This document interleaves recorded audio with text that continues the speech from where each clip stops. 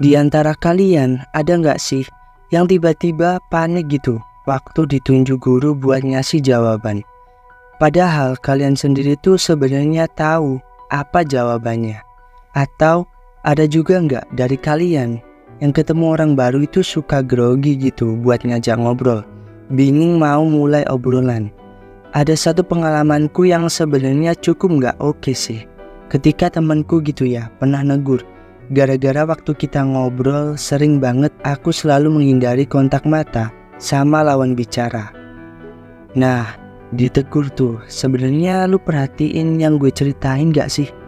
Nah, dari situlah aku jadi mikir, oh gini ya pentingnya buat orang untuk kontak mata ketika ngobrol. Padahal ya sebenarnya aku merhatiin cerita dia, tapi karena ngerasa malu, ya jadi susah dan gak nyaman aja buat kontak mata. Kalaupun kontak mata pasti ya lari-lari dari pandangan gitu. Nah, kalian sendiri pernah gak sih ngalamin kayak gini?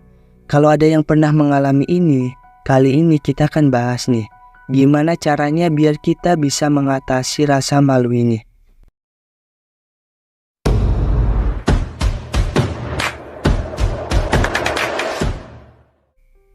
Halo teman-teman, selamat datang di Your 20s, channel yang akan membahas hal apapun di usia 20-an. Ya, kalau bermanfaat bisa langganan di channel ini dan klik subscribe biar gak ketinggalan video-video dari kita. Balik lagi ke topik mengatasi rasa malu. Sebelum kita tahu cara mengatasi rasa malu, kita harus paham dulu nih sama definisi malu tuh apaan sih? Terus pemalu tuh yang kayak gimana? Apa sih perilaku yang bisa kita sebut sebagai pemalu dan apa yang gak bisa kita sebut sebagai pemalu? Oke, kita mulai dari definisinya dulu. Rasa malu adalah tendensi atau kecenderungan untuk merasa canggung, khawatir, atau tegang pas lagi ada di lingkungan sosial, terutama saat dikelilingi oleh orang yang tidak dikenal. Nah, orang-orang yang pemalu itu punya ciri-ciri sebagai berikut. Pertama, sering berkeringat. Kedua, jantung yang berdegup kencang, perasaan negatif tentang diri mereka, kekhawatiran tentang orang lain yang memandang kita, sampai yang agak parah nih ya, kecenderungan untuk menghindari interaksi sosial.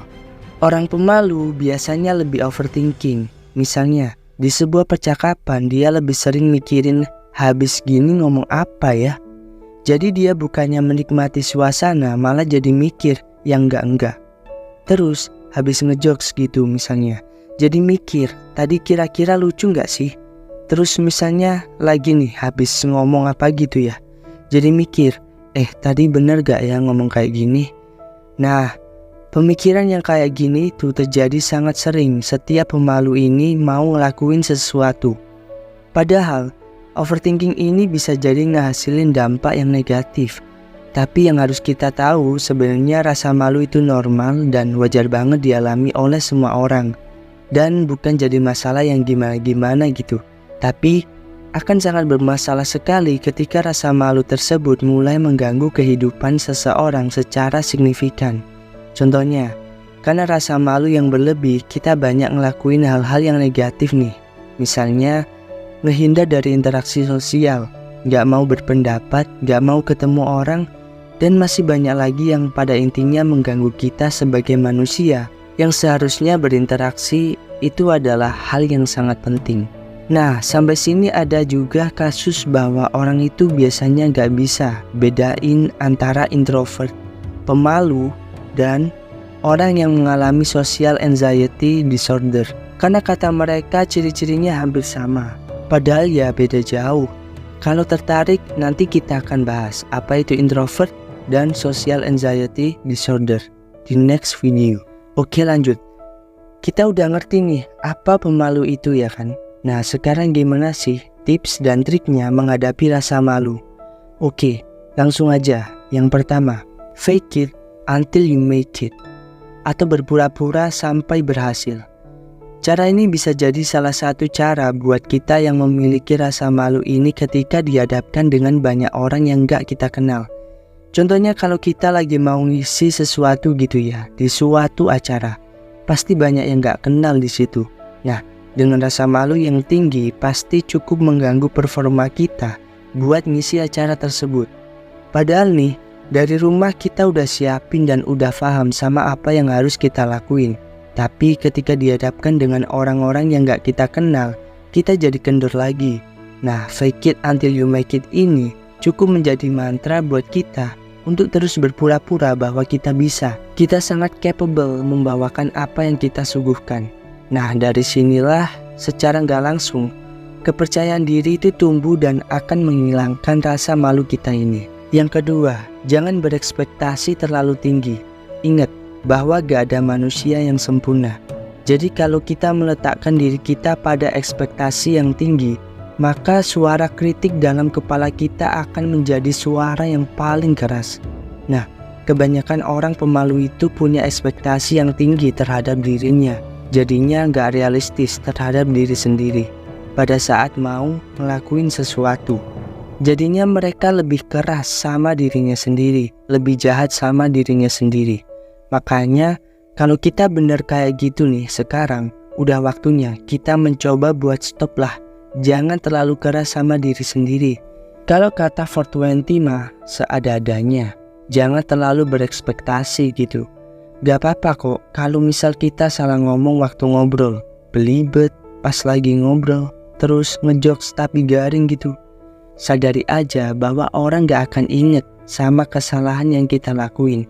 Dan anggap aja kesalahan-kesalahan itu tadi jadi pembelajaran. Yang ketiga, coba sadari apa yang terjadi, apa yang ada di pikiran kita saat overthinking. Nah, apa sih maksudnya? Pernah nggak kalian di suatu titik mengatur gaya bicara, mimik muka, terus cara berjalan dan lain-lainnya di hadapan orang-orang? Nah, di satu sisi ini bagus sih karena kita jadi sadar apa yang terjadi waktu itu. Tapi kalau kita ngelakuinnya terus-terusan ya buat mikirin hal-hal ini malahan bikin kita jadi overthinking alias kita mengkhawatirkan apa yang terjadi di masa depan. Jadi hal-hal ini bikin kita nggak fokus pada saat waktu itu. Jadi kalau sekarang lagi ngelakuin apa gitu ya udah fokus aja sama apa yang terjadi sekarang. Jangan fokus buat mikirin ke depan bakal gimana-gimana karena semua kekhawatiran itu cuma terjadi di pikiran kita aja. Yang terakhir, keluar dari zona nyaman kita. Nah, salah satu cara buat mengatasi rasa malu adalah dengan mengembangkan rasa percaya diri kita di berbagai aspek dalam kehidupan.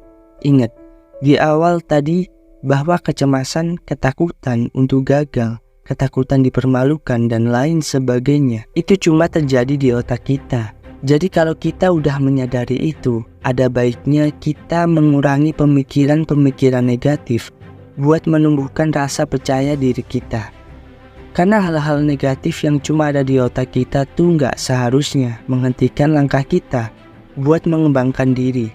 Cobalah keluar dari zona nyaman dan ikut aktif di berbagai kegiatan baru. Ini bisa bantu kita buat ningkatin dan numbuhin hal-hal positif dalam diri kita.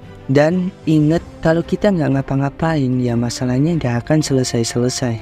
Jadi itu tadi adalah tips atau cara gimana agar tidak menjadi pemalu. Terima kasih udah nonton video Your 20s ini. Semoga ada yang bisa dipetik meskipun sedikit, seenggaknya pelan-pelan bisa jadi lebih baik. Jangan lupa like dan subscribe kalau kalian suka konten ini. Dan jangan lupa share biar lebih banyak orang yang tahu. Sekian, aku Jody. Sampai ketemu di video selanjutnya. See you.